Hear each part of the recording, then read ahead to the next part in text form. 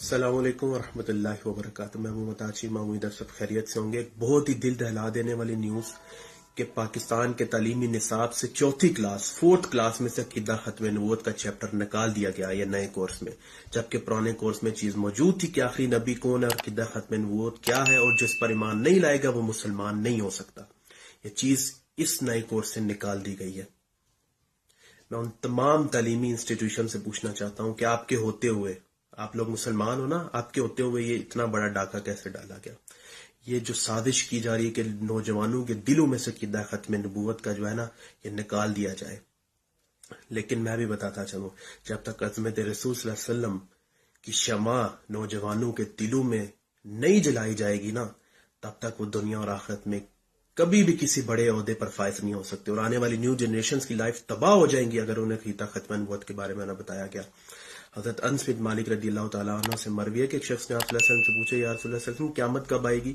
آپ صلی اللہ علیہ وسلم نے فرمایا کہ تم نے اس کی تیاری کر لی ہے؟ اس نے کہا کہ جی میں نماز روزہ صدقات تو اتنے نہیں دے سکا، لیکن میں اللہ اور اس کے رسول صلی اللہ علیہ وسلم سے محبت کرتا ہوں۔ آپ صلی اللہ علیہ وسلم نے فرمایا اگر تم مجھ سے محبت کرتا ہے نا تو تم میرے ہی ساتھ ہوگا۔ سبحان اللہ۔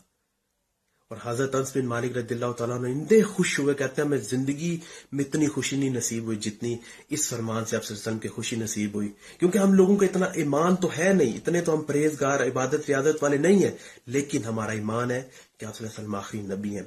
اپنے بچوں کو بتائیں کہ آپ صلی اللہ علیہ وسلم 40 سال کے بعد انہیں نبوت نہیں ملی، وہ پہلے سے ہی نبی تھے۔ جب اللہ سبحانہ وتعالیٰ نے صرف سوچا ہی تھا مخلوق بنانے کا، ارادہ کیا تھا، اس سے پہلے بھی وہ نبی تھے۔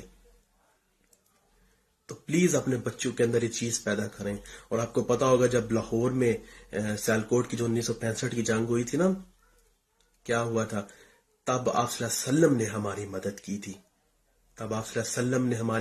تھی، اور مولا کائنات حضرت علی رضی اللہ تعالیٰ عنہ نے ہماری مدد کی تھی، اور یہ چیزیں موجود ہیں۔ اور اگر آپ یہ عقیدہ ختم نبوت ہی نکال دیں گے نا تو اچھا نہیں ہوگا پاکستان کے لیے۔ اور ویڈیو کو لائک کریں، یعنی پسند کریں، شیئر کریں، یعنی کہ پوری دنیا میں پھیلا دیں، اور اپنے کامنٹس دیں، یعنی کہ تبصرہ بھی کریں۔